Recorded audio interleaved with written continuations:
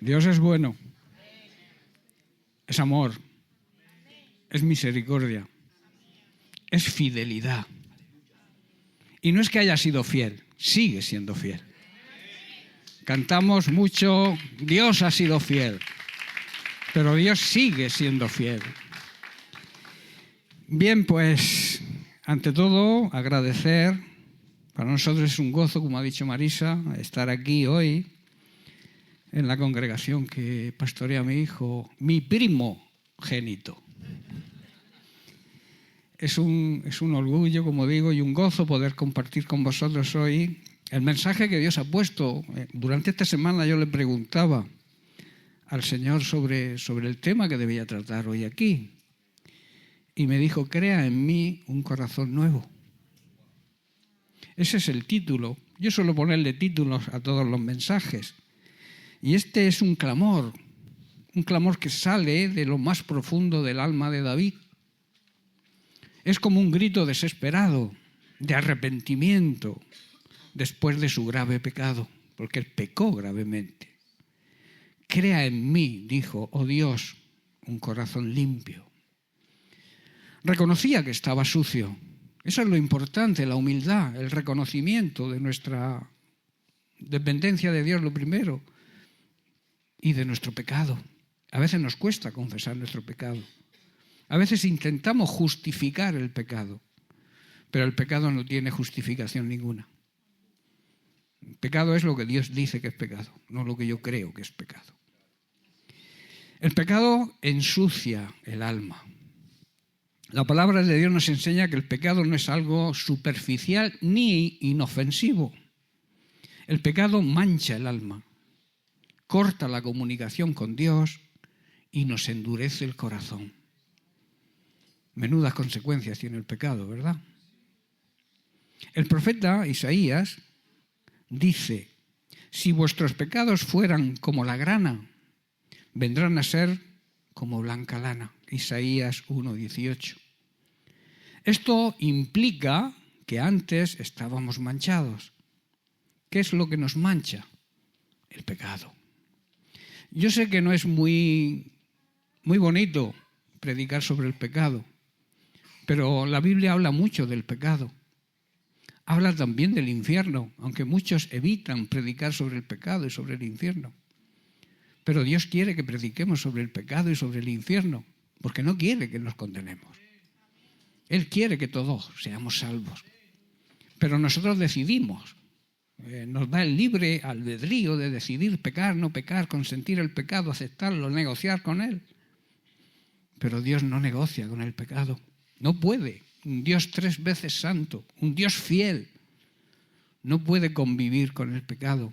Ama a los pecadores, claro, para eso envió a Jesucristo. Para traer salvación mediante el arrepentimiento al pecador. El problema del pecado no es solo lo que hacemos, sino lo que produce en nosotros. Nos roba la sensibilidad espiritual, perdemos la sensibilidad total, apaga el gozo de la salvación y nos acostumbra a vivir lejos de la presencia de Dios. Muchos creyentes viven fuera de la presencia de Dios y se llaman creyentes, pero no son fieles a Dios, porque cuando se convive con el pecado se pierde la fidelidad con Dios. Un creyente sucio por el pecado no pierde, escuchar bien, no pierde el valor para Dios, pero sí pierde la paz de su alma, la paz interior tan necesaria, esa paz que Jesús nos brinda y nos ofrece, esa paz que el mundo jamás nos podrá dar. La paz que nos ofrece el mundo, cuando llega el primer problema, desaparece. La paz de Cristo perdura aún en medio de los problemas. Cuando un cristiano tiene problemas, los demás deben ver el gozo del Señor en su rostro. Y te preguntarán, ¿qué tienes tú que no tengo yo? Podremos decir, yo tengo a Cristo. Hubo un joven en una universidad pagana que el profesor, para reírse de él, le preguntó: ¿Cristo vive? ¿Tú sabes si Cristo vive? Tengo la seguridad de que Cristo vive. Dice: ¿por qué? Porque vive en mí. Él no le dijo ningún argumento filosófico. Él dio ejemplo con su vida. Cristo debe vivir en nosotros. Y eso el mundo debe verlo, aún en medio de los problemas, las dificultades, las tempestades de la vida. Si Jesús está contigo en la barca, ten paz, ten seguridad de que Él va a calmar la tormenta. ¿Sabéis que los problemas pasan? Todos se acaban. Incluso si el problema es una enfermedad grave, cuando mueres se acaba el problema. Y en el cielo no hay enfermedad. Ahí estamos todos sanos. Amén. Un creyente, repito, sucio por el pecado no pierde ese valor que Dios tiene, ese valor tan grande de entregar a su Hijo primogénito, unigénito, para que podamos ser salvos. Cuando le confesamos y nos volvemos a Él mediante el arrepentimiento verdadero, y añado verdadero porque hay arrepentimientos que no son verdaderos, existe el remordimiento, que es el pesar de haber hecho algo mal, cuando la conciencia te dice que has hecho algo mal. Pero eso se pasa. Pero el arrepentimiento verdadero no se pasa. El arrepentimiento verdadero perdura hasta el final. Cuando, repito, le confesamos y nos volvemos a Él mediante el arrepentimiento verdadero, el Señor nos limpia nuestra alma y se restaura nuestra comunión con Él. Pero quiero que escuchéis algo importante. Quiero hablar de la paciencia divina. La paciencia divina no es eterna. Todo lo de Dios es eterno menos la paciencia. Porque va a llegar un día en que tengamos que entregarle cuentas a Dios. Paciencia, digamos que es la facultad de saber esperar cuando algo se desea mucho. Dios tiene esa facultad. Su deseo es que nosotros nos arrepintamos y recibamos la salvación. Ese es su deseo. Pero llegará el día en que esa paciencia se acabe. En Hechos capítulo 17, verso 30, Pablo declara: pero Dios, habiendo pasado por alto los tiempos de esta ignorancia, ahora manda, no sugiere, manda, ordena que todos los hombres, que todo ser humano, en todo lugar, se arrepientan. Dios manda ahora. Dios ya no sugiere, ya no da opción. Te manda que todos los seres humanos en cualquier lugar de este planeta se arrepientan. ¿Por qué? Porque el juicio es real y está cerca y va a ser un juicio justo. Dios es un juez que no prevarica. Su juicio y su sentencia no va a tener rebote, o sea, no la va a revocar nadie. No va a haber, como se suele decir, cuando nos juzgan, presentamos recursos, ¿verdad? Hoy aquí en la tierra tenemos abogados que presentan recursos y van alargando la sentencia. Pero cuando el Señor dicte su sentencia, no habrá recurso que valga. Un Dios paciente, pero no indiferente. El apóstol Pablo pronuncia estas palabras en Atenas, en el Areópago, ¿no? Se pronuncia así. Bien. Y estaba rodeado de filósofos, de altares, de dioses, mucha religión, pero poca verdad. Aquellos hombres sabían mucho, pero conocían poco a Dios. Tenían ideas, pero no tenían luz, no tenían la sabiduría divina. Quizás tuvieran sabiduría humana, pero la luz de la sabiduría divina no la tenían. Y frente a ese escenario, Pablo no suaviza el mensaje. presenta a un Dios que ha sido paciente, pero que no va a permanecer callado para siempre.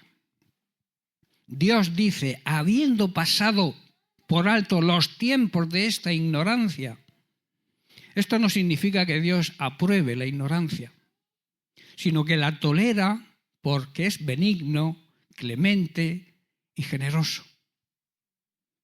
Dios no actúa de inmediato en juicio, sino que da tiempo, da un espacio para que las personas le busquen y se arrepientan. Vamos o vemos a un Dios que espera, pero no porque el pecado no importe, sino porque su misericordia es grande. Sin embargo, la paciencia divina, como he dicho, no es eterna. Hay un antes, pero también hay un ahora.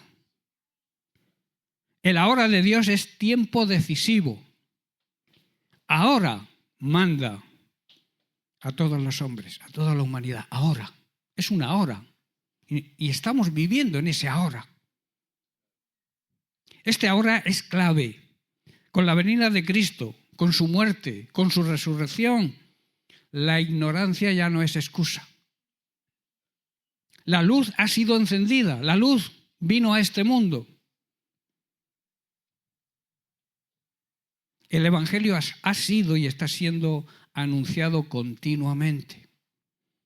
El mensaje ha sido revelado y está siendo revelado a través del Espíritu Santo, a través de su palabra, a través de sus ministerios. No hay excusa para la ignorancia. Y vemos que Dios ya no solo invita, como he dicho antes, Dios manda, ordena. No es una sugerencia, no es una opción entre muchas. Es un mandato divino solemne, pero además urgente. Dios no es que vendrá, Dios es que viene ya. Muchos creen, cuando dicen, vendrá Dios en su momento, Cristo volverá, Cristo volverá. Yo cambiaría esa frase por Cristo viene ya. El arrepentimiento no es una recomendación para gente religiosa. Es una orden celestial para toda la humanidad. Es un llamado, repito, universal a todos los hombres, a toda la humanidad en todo lugar. Aquí se caen todas las barreras, hermanos, todas las barreras caen aquí. No importa la cultura, no importa la raza, no importa el color de tu piel, no importa tu educación, lo que sepas, no importa tu edad, no importa la religión que hayas profesado y no importa que seas rico o seas pobre. Todas las barreras caen. El mensaje de Dios no está limitado a Israel, ni a Atenas, en Grecia, ni en una época, ni a unos pocos tampoco. El mensaje es universal y sigue vigente. Nadie queda fuera del alcance de este llamado. Nadie. Pero tampoco nadie queda exento de esta responsabilidad. A veces queremos los beneficios. Dios me ha llamado, Dios me ha puesto en tal lugar. Pero si Dios te ha llamado y te ha puesto en un lugar, tú tienes una responsabilidad. El desconocimiento de la ley no implica su cumplimiento, ¿verdad? Por eso es necesario aprender, tener un corazón dispuesto a ser enseñado de la importancia de la escuela bíblica en las iglesias hoy en día, que muy pocos acuden. Yo no sé aquí, pero en la iglesia que yo pastoreo, yo me gustaría que toda la iglesia sintiera el deseo de aprender, de ir creciendo espiritualmente. Aquí se llena, ¿no? Pues me cambio, yo me cambio. El arrepentimiento es tan necesario para un filósofo como para una persona ignorante. No hay excusa. Para el moralista o para el pecador. Ahora, ¿qué es realmente, en pocas palabras, el arrepentimiento? Arrepentirse no es solo sentirse mal, como dije antes. Eso es remordimiento, el cual pasa. No es llorar. A veces hay hermanos que oran, los vemos orar, llorar, derramarse, y luego sabes que están viviendo en pecado. Por eso no es llorar. El arrepentimiento no es llorar. Tampoco es prometer portarse mejor. Es un cambio radical, es un giro total. Vivimos de espaldas a Dios 180 grados, hay que volverse. Ese es el arrepentimiento. No es medio giro, es un giro completo. Vivimos de espaldas a Dios y tenemos que volvernos a Dios. Es decirle a Dios, he estado hasta ahora equivocado. Tú tienes razón y yo me rindo. Qué trabajo nos cuesta rendirnos, ¿verdad? Tú sabes que cuando levantas tus manos, estás rindiéndote a Dios. O lo haces como un acto mecánico, porque lo ves en otros que levantan las manos cuando alabamos a Dios. Cuando tú levantas las manos, ten en cuenta, ten presente, que eso es un síntoma, un signo de rendición a Dios.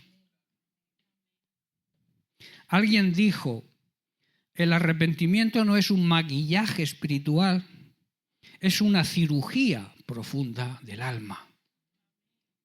Este texto nos confronta con una gran verdad. Vivimos en el ahora de Dios. No vivimos en el tiempo de la ignorancia, sino en el tiempo de la revelación.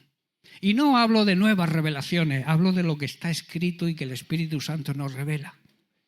Porque hay cosas escritas que Dios ha escrito y que aún no han sido reveladas. Por eso también vuelvo a repetir la necesidad de aprender, de crecer espiritualmente para que el Espíritu Santo nos vaya revelando. Esto habla de comunión, de intimidad con Dios diaria. No los domingos cuando venimos a la iglesia. Todos los días, 24/7, 12/365. Comunión con Dios diaria. Es necesario. Nuestro espíritu se alimenta de esa comunión con su palabra, de esa comunión en oración, en ayuno, intercediendo, como hemos dicho. ¿Sabéis que la oración menos interesada es la oración de intercesión? Que es cuando intercedemos por los demás. Que aprendemos o estamos acostumbrados a pedir por nosotros. Pero hay más gozo cuando se intercede por otro. ¿Y sabéis algo? Cuando tú te preocupas de los demás, Dios se preocupa de ti. Por eso es tan importante, como ha dicho Marisa, la oración intercesora. Hoy tenemos Biblias, mensajes, predicaciones de todo tipo, escuelas bíblicas. Y en esta parte del mundo no hay carencia de Biblias, ¿verdad? Por eso tenemos una mayor responsabilidad que otros hermanos que apenas tienen Biblias, que tienen que reunirse escondidos en cuevas porque los matan si les ven una Biblia. Hay que orar también por la iglesia perseguida, que son hermanos nuestros. Dios sigue siendo paciente, pero su llamado sigue siendo urgente.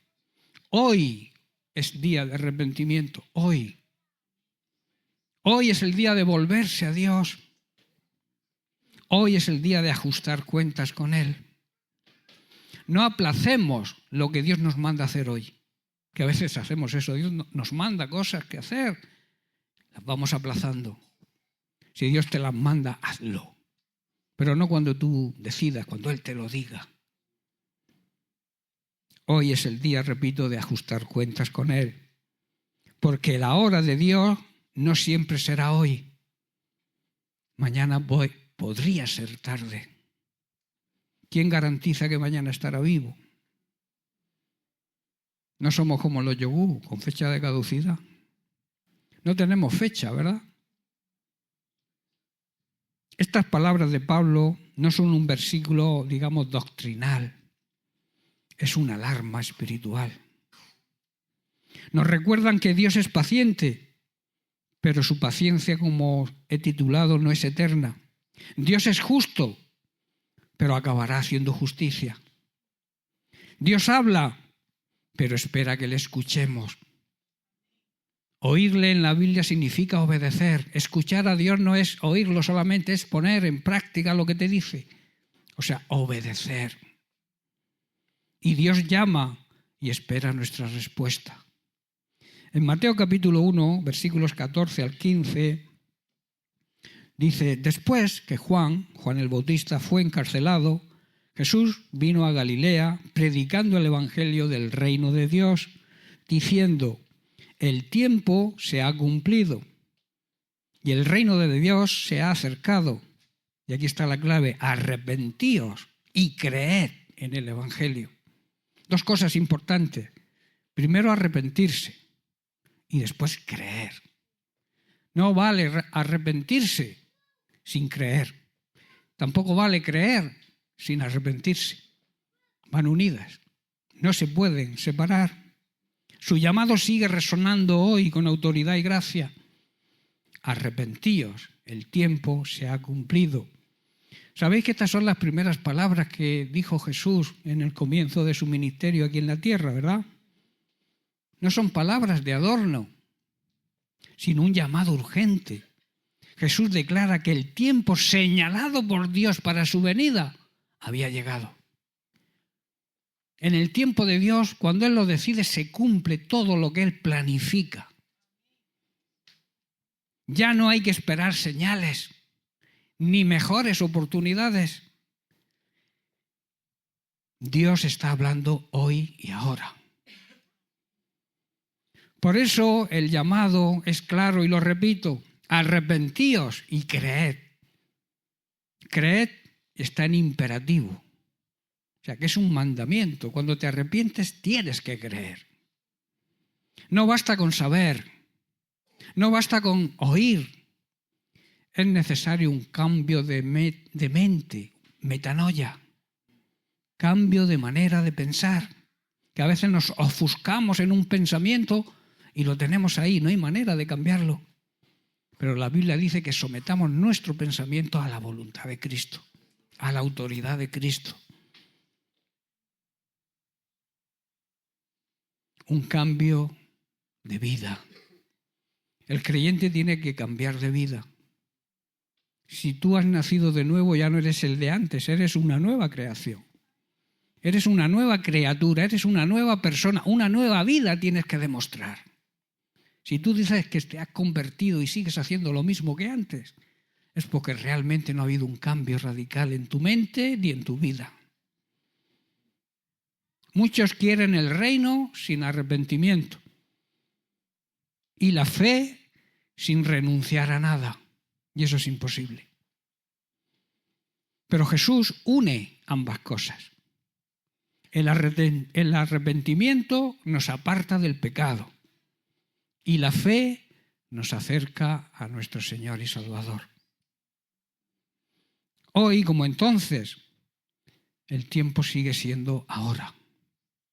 Responder con un arrepentimiento sincero y una fe sencilla es lo que debemos hacer, confiando plenamente en el Evangelio de salvación.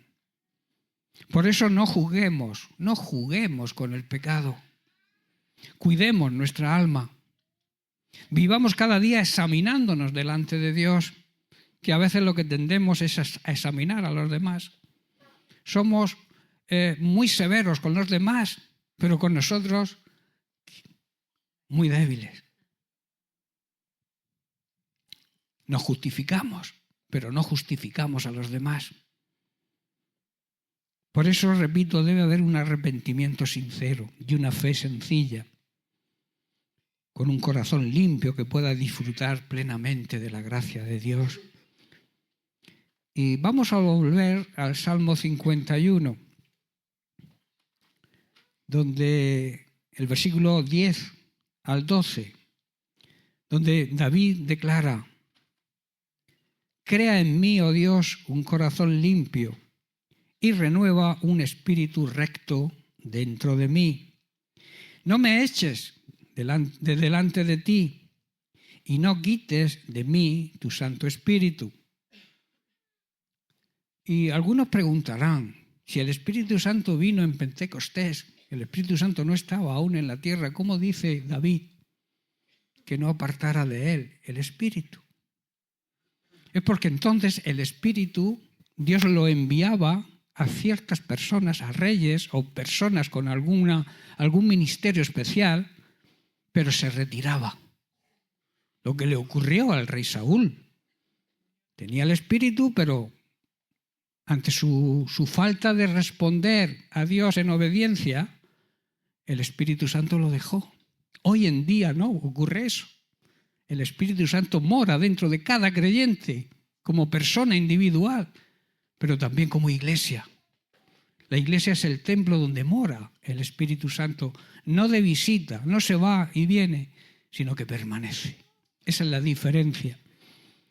Por eso dice, no eches delante de mí y no me quites de mí tu Santo Espíritu. Y luego dice, vuélveme el gozo de tu salvación y espíritu noble me sustente. Aquí vemos cuando el pecado ya no se puede ocultar. El Salmo 51 no nace en un templo lleno de gente, ni en un culto solemne. Nace en la habitación oscura de un hombre que ha sido confrontado por Dios. David no está escribiendo como rey victorioso, sino como un pecador quebrantado y arrepentido. Había caído profundamente, primero en adulterio, en engaño y en asesinato. Vemos la confrontación del profeta Natán con David por su grave pecado. Hermanos, la confrontación nos sana espiritualmente. Pocas escenas de las Sagradas Escrituras son tan solemnes, tan penetrantes y tan necesarias como esta. David, el rey, que tenía el corazón conforme al corazón de Dios, el salmista, el adorador, el hombre usado poderosamente por Dios, levanta un clamor a Dios. No canta en ese momento, no danza, no escribe salmos. Ahora ora y clama a Dios arrepentido. El pecado había hecho su obra en él, había endurecido el corazón y había nublado la conciencia. Han pasado meses desde que Betsabé y él cometieron adulterio y el asesinato encubierto de Urías. Exteriormente, David sigue siendo rey, pero interiormente es un hombre debilitado, pero que aún no había sido quebrantado. Y entonces Dios actúa, porque Dios no deja al pecador abandonado. Dios actúa. No con un rayo, no con una plaga, sino con un profeta y una palabra directa. Dios envió a Natán a hablar con David. Dios ama al pecador y, repito, no lo deja cómodo en su pecado. Dios busca al pecador para confrontarlo. Natán no llega acusando directamente, llega contando una historia, una parábola sencilla y cotidiana. Dos hombres, uno rico, otro pobre. El rico tiene muchas ovejas, el pobre solamente una, que ama como a una hija. El rico, sin compasión, toma lo único que el pobre tenía. Aquí vemos algo clave de aplicación y enseñanza para nosotros. El pecado siempre se disfraza mejor cuando lo vemos en otros. David escucha la historia, pero no se reconoce en ella. Eso es lo que hace el pecado que no hemos confesado. Nos vuelve expertos en juzgar, expertos en justificarnos, pero ciegos para examinarnos a nosotros. Natán no inventa la historia para entretener, sino para despertar la conciencia dormida. Porque antes de quebrantar el corazón, Dios ilumina la mente. La ira de David revela su ceguera espiritual. David se enciende en ira. Vive Dios, que el que tal hizo es digno de muerte. David se puso muy furioso. Tan cierto como el Señor vive, juró, cualquier hombre que haga semejante cosa merece morir. Qué gran ironía, ¿verdad? Qué paradoja. Ese hombre que merece morir está pronunciando su propia sentencia. Y aquí hay una advertencia muy clara para la Iglesia hoy. Uno puede amar la justicia y aún así estar viviendo en pecado oculto.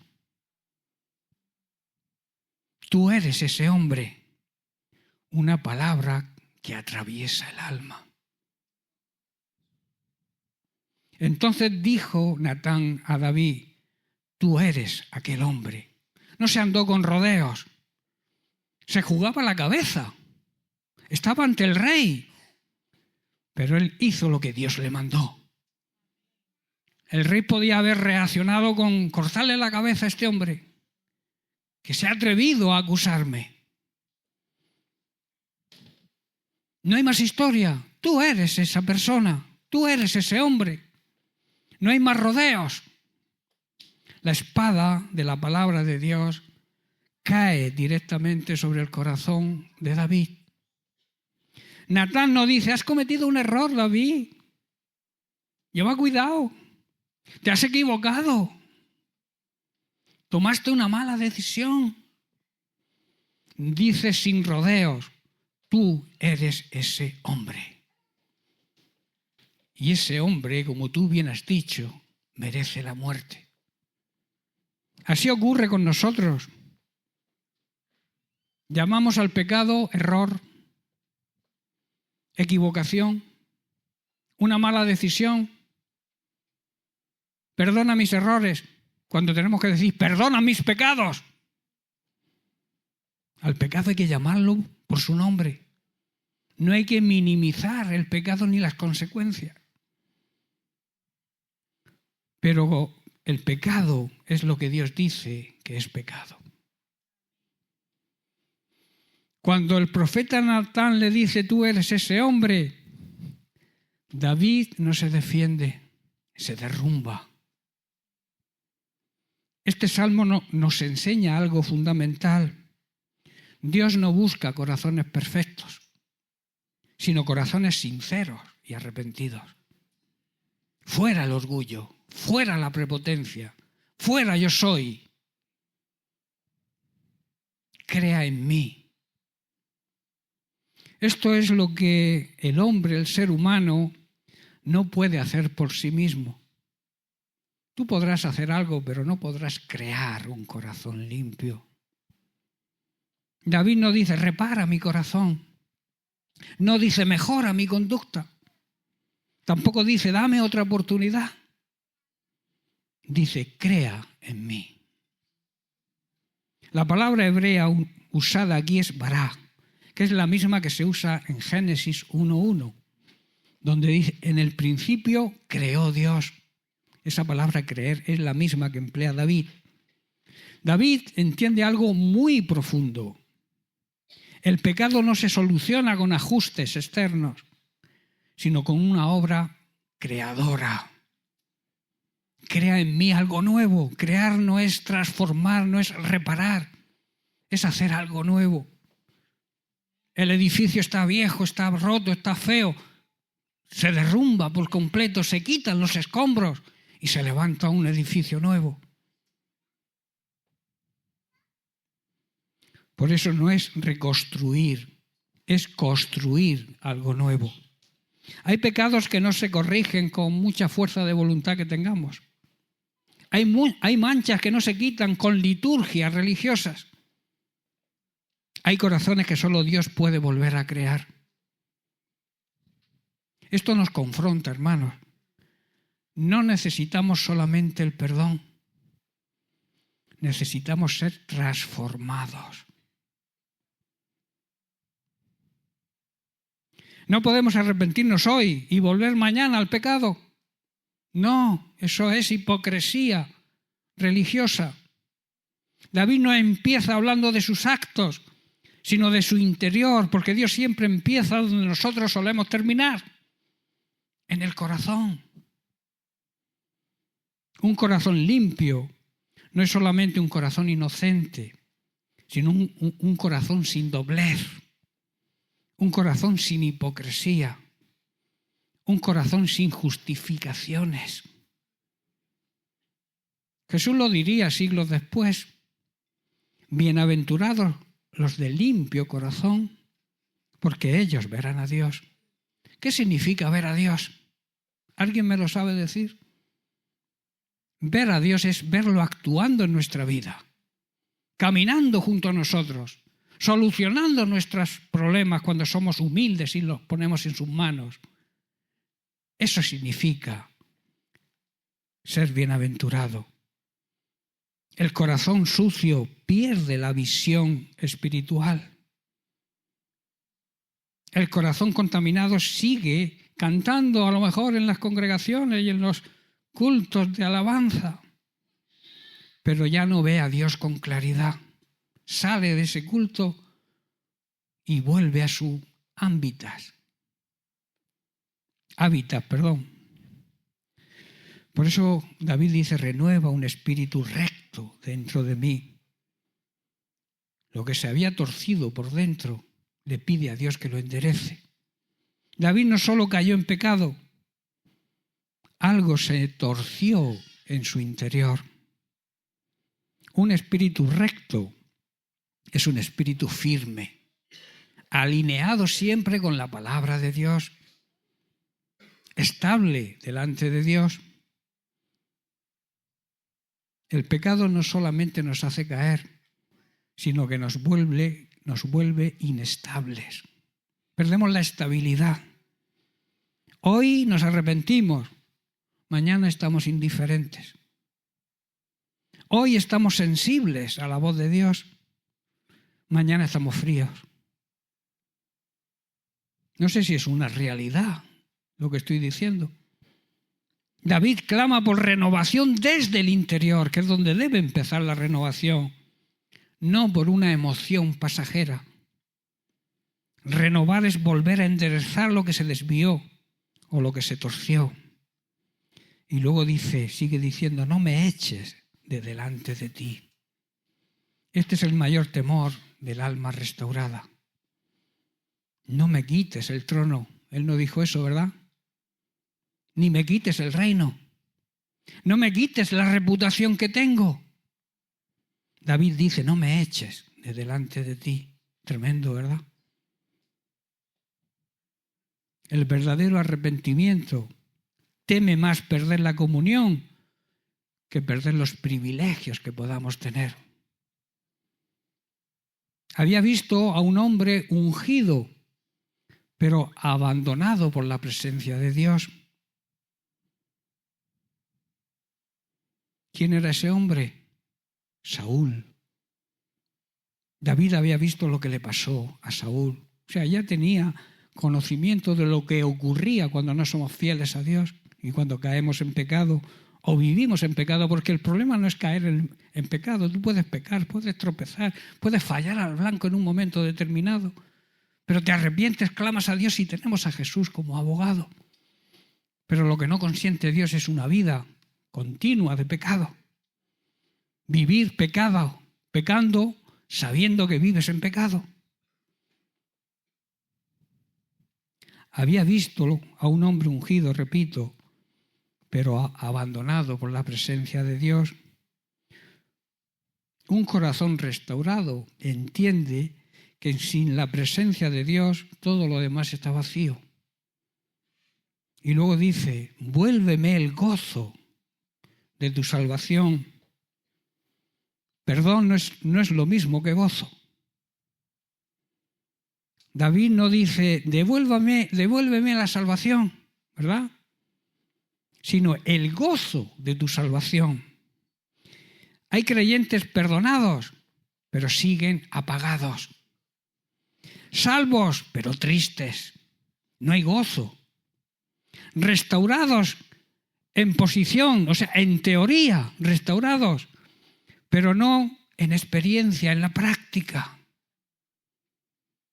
El gozo vuelve cuando el corazón se vuelve a Dios, cuando salimos de nuestra rebeldía, que es el primer pecado que se cometió en el cielo, la rebeldía. Y luego dice, espíritu noble me sustente. Vivir sostenidos, no solo emocionados. David sabe que no basta con llorar un día. Necesita ser sostenido por la mano de Dios cada día. Un espíritu noble es generoso, firme y siempre dependiente de Dios. Porque la restauración verdadera no termina en el arrepentimiento, sino en una vida sostenida por la gracia de Dios.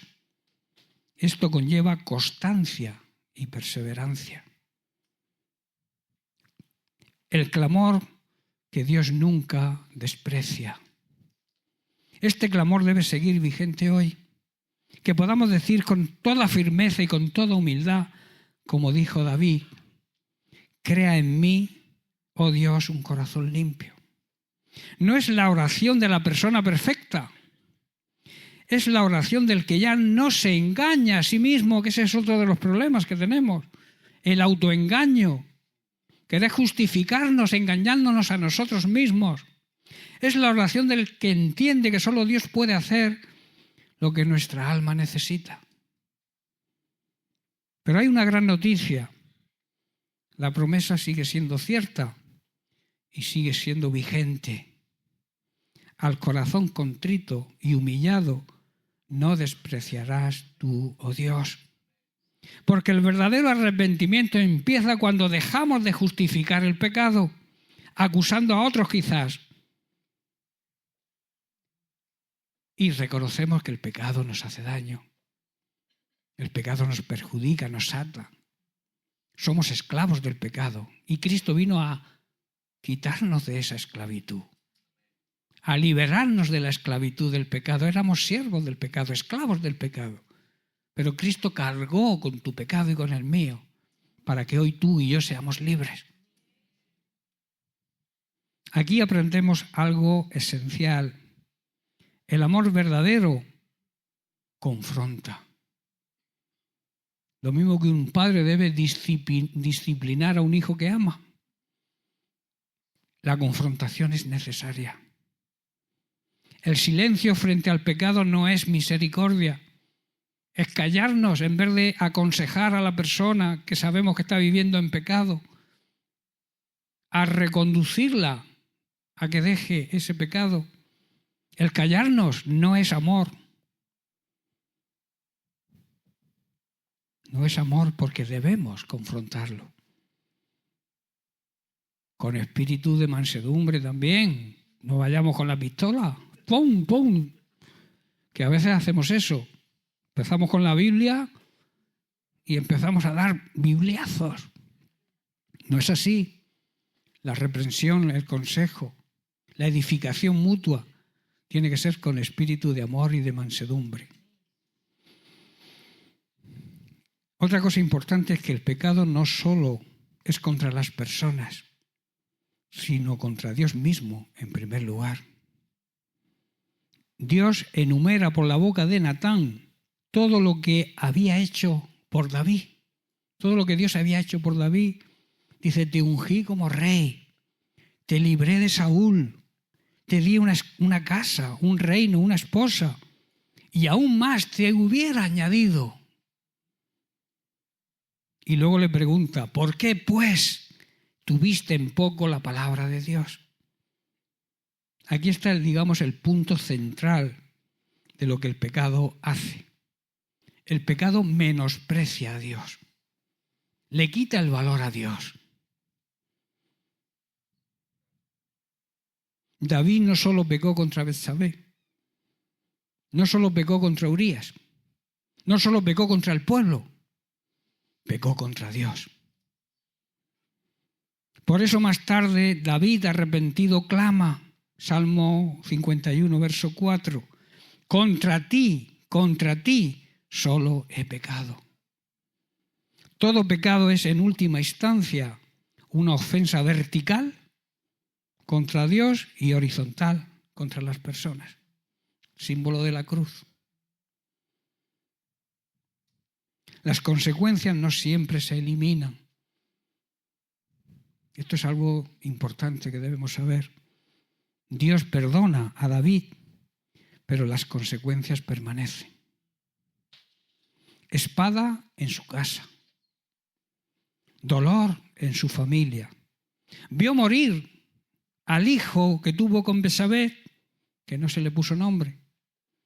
David ayunó y oró, pero el niño murió a los 7 días. Amnón fue asesinado por orden de su propio hermano, Absalón. Absalón murió durante una rebelión contra su propio padre. La espada sobre la casa de David. La reacción de David ante la muerte de Absalón es una de las escenas más conmovedoras de la Biblia. En 2 de Samuel 18:33. Hijo mío, Absalón, hijo mío, Absalón. Y estaba en rebeldía contra él. Quería matar a su propio padre. Pero vemos la reacción de David como padre. Luego nos trae vergüenza pública. Esto es de vital importancia que lo entendamos. El perdón quita la culpa, pero no siempre borra las consecuencias. Dios no es vengativo. Dios no se venga de nadie, pero es santo. 3 veces santo. Santo el Hijo, santo el Padre y santo el Espíritu Santo. 3 veces santo. El pecado perdonado aún puede dejar cicatrices. Esto no es para destruirnos, no penséis, sino para que seamos humildes, para enseñarnos, para guardarnos de volvernos atrás y para recordarnos las graves consecuencias del pecado. La confesión sencilla y humilde abre la puerta al perdón. Nadie puede eliminar esta sentencia. David no discute con Dios. David no se justifica tampoco. David no culpa a nadie. A veces tendemos a... Yo he pecado porque mi esposa me ha puesto la zancadilla, me ha pinchado por detrás. La culpa es de ella, no mía. Intentamos a culpar a otros de nuestro pecado. Tú deja que Dios juzgue a tu esposa o a tu esposo. Tú arrepiéntete ante Dios de lo que has hecho. Si ha sido consecuencia, Dios la va a juzgar a ella o a él, si es el caso de él. Pero no te justifiques por lo que otro haga en ti. Dice simplemente, pequé contra Dios. No es un discurso largo, ¿verdad? A veces hay personas que se arrepienten y empiezan ahí, se tiran 25 o 30 minutos pidiendo perdón. Dios te acepta el perdón si hay sinceridad en tu corazón, en 2 palabras. Dios, perdóname. Es una confesión sincera. Pero también tenemos la respuesta inmediata. También Dios, le dice Natán, también Dios ha remitido tu pecado, no morirás. Esto solo es obra de la gracia de Dios, hermano. Un corazón quebrantado encuentra un Dios dispuesto siempre a perdonar. Ya estoy terminando. Enseñanza práctica. Esta historia nos deja varias preguntas inevitables. ¿Hay algo que estamos ocultando y que Dios ya nos está mostrando? ¿Estamos ocultando algo que Dios nos está mostrando y no queremos verlo? ¿Estamos juzgando los pecados ajenos mientras ignoramos los nuestros? ¿Estamos dispuestos a escuchar cuando Dios dice, tú eres ese hombre? ¿Estamos dispuestos a aceptarlo? La confrontación de Natán no fue para destruir a David, sino para restaurarlo. La disciplina siempre restaura, aunque muchos no lo vean así. Muchos no aceptan ser disciplinados. La disciplina es necesaria, es una prueba de amor de Dios, porque quiere nuestra restauración, no quiere nuestra destrucción. Por eso la Biblia dice que el buen padre a su hijo disciplina. Hay padres que no corrigen a los hijos porque dicen que los quieren mucho. Pues vas en contra de lo que la palabra de Dios dice. Si tú amas a tu hijo, tienes que corregirlo cuando se porta mal. Y tienes que instruirlo en su camino. Y aun cuando sea mayor, jamás se apartará de ese camino. Y lo mismo ocurre para el camino malo. Si tú instruyes al niño en un mal camino, jamás se va a apartar tampoco. A veces vemos el lado positivo, pero también hay un lado negativo cuando no hacemos las cosas como Dios manda. Por eso, de este quebrantamiento de David nace el Salmo 51, que me gustaría que lo leyerais con calma, con tranquilidad en casa, que vierais la reacción de David. De esa caída surge un corazón humilde. Hoy Dios sigue enviando natales, sigue haciéndolo. Su palabra, su Espíritu Santo, tus pastores. A veces un hermano fiel se convierte en un Natán. No endurezcas el corazón, sé humilde, porque mejor es ser herido con la verdad que destruido con la mentira. Os dejo con las palabras de David también en el Salmo 51, versículo 17 que nombré antes, donde dice, está en una gran promesa y una gran esperanza: al corazón contrito y humillado jamás desprecia a Dios. Amén. Bueno, pues espero y deseo que este mensaje haya tocado vuestro corazón. Mi propósito al traerlo ha sido ese, que podamos ponerlo por obra, no solamente sea un mensaje más, que lo almacenemos aquí y cuando a los pocos minutos desaparece. Voy a contar una anécdota de una hermana que le preguntaron cuando acabó el culto: ¿quién ha predicado hoy? El pastor. ¿Y qué tal? Muy bonito, precioso. ¿Qué me dices? ¿Pero qué ha predicado? De la Biblia. Dice, pero algún caso en concreto precioso. Ha hablado de la Biblia, de lo que el Señor hace. La Biblia era... No supo decir el tema que había tratado. Así a veces nos ocurre, que escuchamos el mensaje. Y yo siempre digo algo importante. Si tú quieres que el mensaje permanezca, aplícalo a tu vida. Porque si no, se te olvida. Si hoy lo que has escuchado, lo que Dios te ha hablado, no lo pone en práctica, mañana, el martes se te ha olvidado. Amén. Bien, pues es un gozo, una alegría poder haber compartido con vosotros el mensaje de la palabra de Dios. Que Dios les bendiga mucho.